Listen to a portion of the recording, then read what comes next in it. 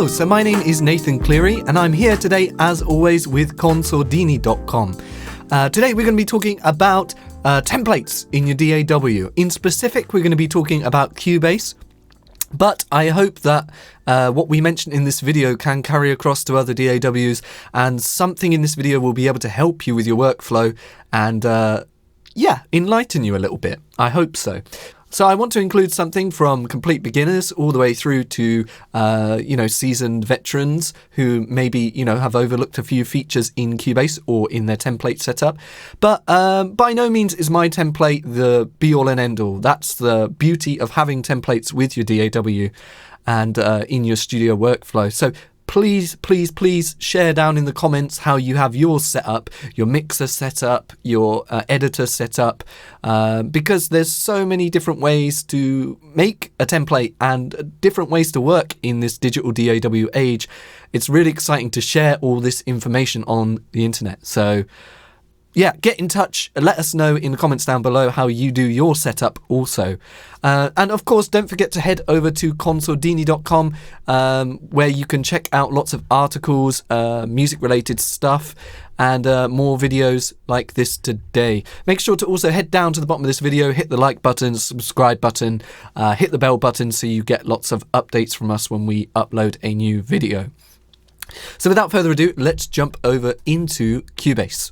So when we boot up Cubase Pro 10.5, we'll be greeted with this Steinberg hub. The way I have my template set up is I like to keep simple recordings over here, and this is obviously subject to increase the more you use Cubase or your DAW, but I just have post-production here just for some quick kind of trailer mixing sort of stuff, not necessarily recording, but I kind of keep this panel as a kind of quick project, so to speak. So everything's very straightforward, and then voiceover session, maybe I have so I have a couple of tracks, vocal tracks and music tracks, really simple stuff. I don't use the scoring page so much in Cubase, but please leave a comment down below if you do use it a lot, because it would be great to dive more into this maybe in another video. But the production is where I keep my main templates, and I have actually plans to make multiple templates, but at the moment I have a general template which works pretty well and is going to be the main part of this video today, which I want to share with you. Over in mastering, I've just got kind of some post-production stuff. I do a lot of stuff for games, so looping is a big important part of the last step after we've created mixes and masters. So I have sessions here. I tell you what, let's open up one of these looping sessions. So here we go. So as you can see here, this is how I have my looping templates set up. I have just a start point, a loop point, and then I have a single stem channels, including all the instruments. This is just my most used kind of thing. But what I do after this is probably duplicate the tracks, and then I would rename them according to the files that are coming in. Just a bonus tip in this template today, if you're creating loop templates, I like to keep audio files with no tail and tail only. So I would drag a file onto here, bring it over to the loop point, keep the natural fade, cut at the loop point, and then bring this the tail of this natural fade back to the beginning over here. Also, if you're doing this with mastered files that are very close to 0 dB, make sure you have a limiter, because you will overload when the mastered no tail and the tail overlap here and crossfade. So make sure you have just a simple limiter on your master bus. I have it set up like this, and then group mixes will be for when I have a mix of multiple instruments, and that's the same principle here. But as you can see already, this saves me so much time from having to start from a blank slate every time. It's a really good idea to get into the rhythm of using templates like this. So this is just one of my templates that I use as a kind of post mix, post master, getting all the loops ready for exporting to a game, etc. So let's have a look at another template. We can hit new project and it will bring up our Steinberg hub again. Let's go over to the main bulk of this lesson today, which is my general template. the beauty of having templates is they always evolve with you. Every month, maybe twice a month, I create some new changes depending on the past project I did, where you're just streamlining your template to make it as fast for you as possible and time saving. So in the end, your templates will save you. Of course, you can just start from a blank slate. Sometimes that's really cool if you just want something quick, but if you're creating, complex arrangements, you really want to go with templates. So here we are inside my general template, and I'll walk you through how I have mine set up, just to give you some ideas for your own templates. And of course, this is just how I have mine set up. This is not be all end all. This is not how you should do it. This is just how I do it, and I love to work like this, and this is how I use Cubase. So if you use it differently, head down into the comments down below and let us know how you have yours set up. Also, just before we get started with this part of the video, make sure to go and check out my other video we've just posted on top 10 features in Cubase, because I cover a lot of what I'll be talking about today, or brushing over today, a little bit more in depth in that video. So check that out. The link will be down in the description somewhere. So let's look at what we have here. So up the top, we've got this floating window, and then I have structure markers, and then I have a time code, which is showing me the seconds, and bars and beats up the top here, which you can change by right clicking, and then you can change the mode to seconds, time, blah, blah, blah, blah. So I also have a reference track up here for audio if I'm mixing, well, just if I'm producing as well, just something to reference. I can solo, unsolo. I'll probably mute this and then solo, unsolo, just to listen to the track, see if I'm in the right direction. I've got inputs and outputs, mix bus, master bus, simple stuff. Effects channels, I like to keep up here rather than having a separate folder down here. I just like it up here. Group tracks with sidechain compression bus. And one thing you can do, which is quite important, is if you hold down the left button, it will go into solo defeat, which will mean that it will play even if you mute solo or mute any channels that are going into it. So for example, if you look at this, let's take the solo default off, and we'll just do this. As you can see here on the delay, when I solo this track, this all vocals section track, this delay will automatically be muted because it doesn't have anything to do with this track. So the way you can get around this is solo defeat. Just hold the left mouse button for a couple of seconds, a second or so, and it will go into solo defeat. So now even if I solo this, these effects channels will always be playing. So this is really useful if you've got sidechain compression bus you're feeding lots of stuff into, and you don't want it to be muted, obviously, every time you want to listen to a single track. Same for your bus verbs. So your long reverb and your room verb delay, or whatever you have on your kind of global effects buses, you want to put those into solo defeat because they'll always be playing and they won't be muted by accident. So there you go. So moving on, I have a bunch of my sound sources because I like to keep these in here rather than have them assigned to separate sections. I have my folders set up into drums and percussion, bass, rhythm section, melodies, and sound effects. I think the more simple you can keep your template, the easier it is, and the more you get used to your template quicker. So as you can see here, I have a group bus and a comp bus. I'll explain that in a little bit when I go into the mixer. Revolution is a really great drum kit, software drum machine, which it models old analog drum machines, which is really fantastic. I recommend you go and try it out.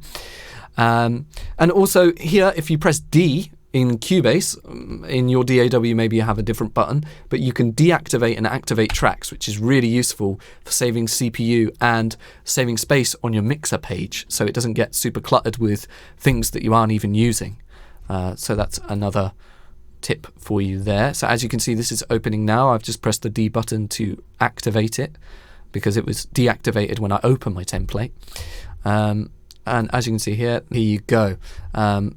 So I've got my drum kit ready to go. So yeah, that's really great. And then I can just press D again, deactivate, say I don't need it for this song.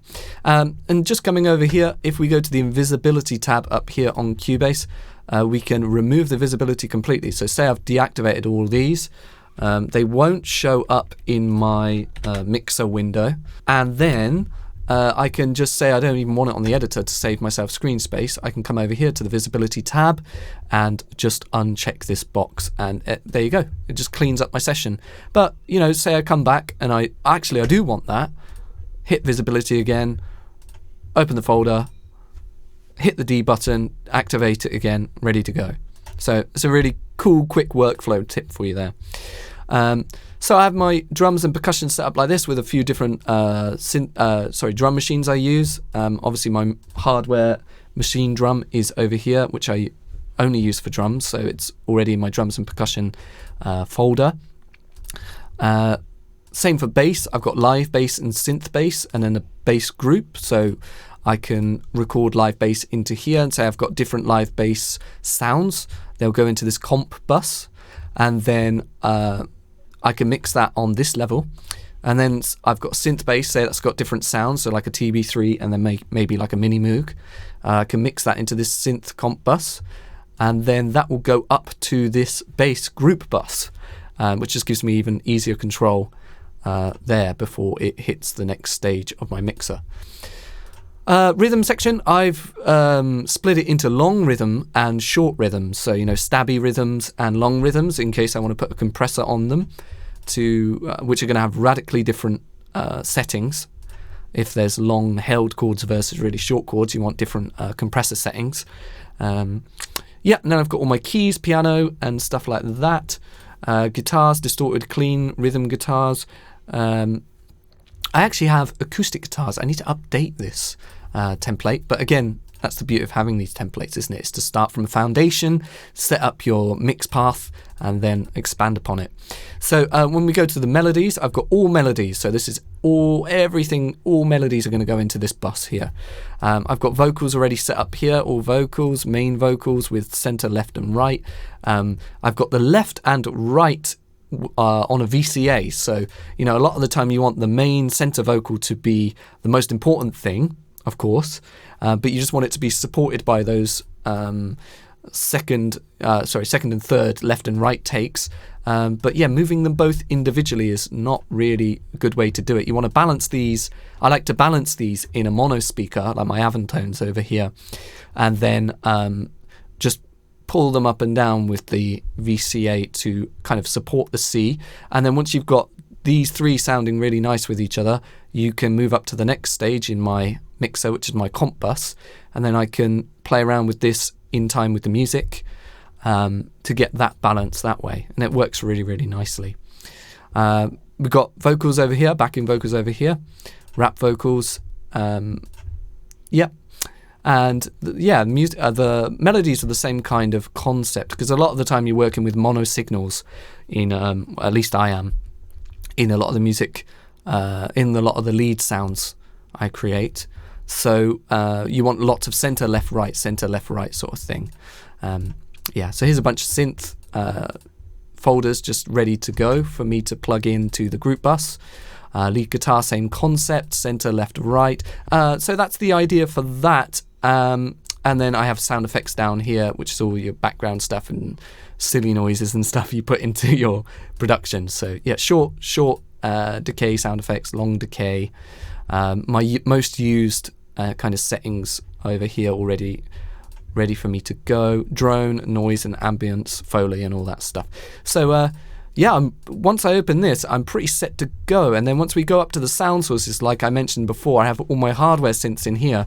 But depending on the song, I don't know if I'm going to use a certain synth as a bass, as a lead, as a chord pad.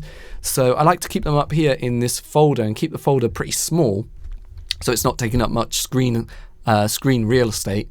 And then I'll just unfold this. I've got all my software synths, or my most used ones at least, all ready to go.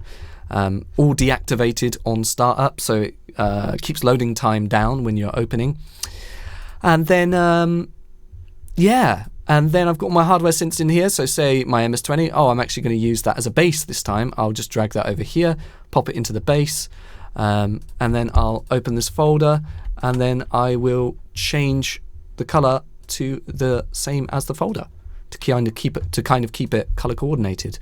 And this really works really well for me. I really love this setup.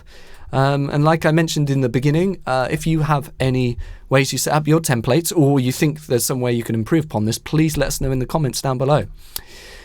So then moving over to not necessarily a template, but just a workflow thing, over here to the control room and the monitors. I have multiple monitors set up here. I have a mono Aventone mix cube here in the middle, and Yamaha HS8s, which go down pretty low, and a couple of headphone monitors for reference in headphones. And I've got a key command set up where I can flick between all of them just with Control Shift 1, 2, 3, 4. So it's really good for referencing your mixes and what you're doing over here in the editor over here. So also the magic thing I love about this, and I mentioned this in the previous video, is you can apply separate inserts to each of your monitors, which don't affect the master bus, which is amazing, because I have room correction software on my big monitors, and yeah, it just works amazing because it doesn't affect your final output over in the mixer. So you don't have to worry about turning it off and on. Oh, did I leave it on? Did I leave it off? And adding that, unwanted EQ room curve to your final mix or master. So there's just an amazing workflow enhancer there. Yeah, amazing. So, and also while we're on the topic of the mixer, I have different configurations set up with key commands to quickly flick between different mix views, which makes it a really concise way to mix and see all your tracks really easily and quickly. So I have mix tracks over here set up to key command Control Shift Alt and 1. And this is just all my kind of basic tracks you'd see. If we go over to input tracks, these are all my hardware inputs I've already got set up here. So I don't use that much, but it's quite useful when you're looking at input levels when you're recording. But yeah, normally the mix tracks I use more than anything, which is why I put it at number 1. So mix tracks, and then I have my comp buses. So say I've got the same instrument on 2 separate tracks, but they've got slightly different sounds. So for example, like you might have a normal fingered bass in the verse and then a slap bass in the chorus. You're still playing on the same bass guitar, same instrument, but you want to comp them together into one little comp bus so you can control both of them, both of the volume and stuff with one fader. So that's why I use this channel. And then the group buses is like a level higher than that. So say I have, sticking with the bass again, say I've got the fingered bass and the slap bass going into the comp bus, and that's one channel. That ends up being one instrument, right? But then say I have under that a sub bass with a synthesizer. I want to control the sub bass of the synthesizer and that comp separate from the live bass. So then that would go in together to this bass group. So this is all my basses together into this group. And then I've got my final section, which is this big red one, which is going into all drums and bass. So, say you've got the groove of the bass and the drums perfect, and you're feeling that, and then you just want to bring up this rhythm section on top of that. So all your rhythm section in there, your pianos, your guitars, all the stuff that's, not bass, not playing the melody sort of thing in there. And then you've got that working. I like to have the rhythm working on top of the drums and bass, and then you've got all the melodies, so you bring that up, and then I've got all rhythm and melodies, so you get that all kind of working together. And then vocals has its own separate thing, and then say you've got all your effects, but sometimes the effects are too loud, you've got a final bus here to make all that make all those changes really, really quickly. So yeah, this was just a quick spin around my template setup. I wanted to share because templates are a very personal thing in a DAW, and this one really works really well for me as a general purpose music template. So yeah, I just wanted to share this with you today. If you have any questions or you'd like me to go into more detail about stuff, and of course, like I've mentioned multiple times, if you think you could improve upon this, please do let me know, because, templates are an ongoing thing that will never end. They evolve and adapt with you. So I really, really love using templates in Cubase and DAWs, and I encourage you, as someone that didn't use templates up until recently, in the past couple of years or so, I really encourage you to experiment with different templates and getting it all set up like I have today, because it really changes your workflow. It changes everything. Okay, so that about does it for the template video today. So thank you very much, as always, for joining me. And I hope there was something you could take from this video and apply to your own workflow and to your own DAW if you're using a different one from Cubase, which was obviously featured in today's video. As always, don't forget to go over and check out Consordini.com, where you can check out lots of cool reviews on music stuff from beginner to advanced. So don't forget to head down and hit the like button if you like this video today, the subscribe button and the bell button to make sure you get all the newest notifications from us when we upload a new video. So in today's video, we only covered a tiny little bit of what you can do with templates, but I just wanted to share my workflow and my template and how I really love the workflow and how it works for me. As I've mentioned multiple times in the video, this is not the only way to make a template, so please comment down below and tell us how you have your template set up, and let me know if I can improve my template, because I'm always wanting to evolve and make my template better, faster, and more efficient. So please head down into the comments and let us know. If you also have any questions, please do leave those questions in the comments down below also. So I've been Nathan Cleary, and thank you so much as always for watching and listening, and we'll see you in the next video. Okay, bye bye.